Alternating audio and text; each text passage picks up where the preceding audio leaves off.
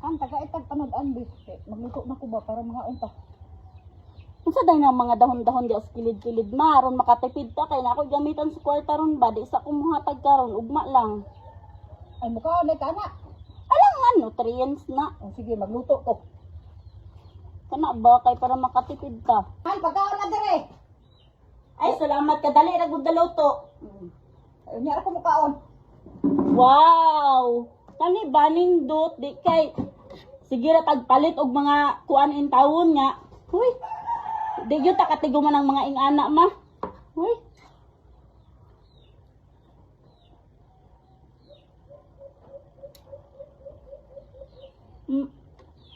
Mamurag upload lagi. Nga tayo ni mong gigulay ma. Hagunoy.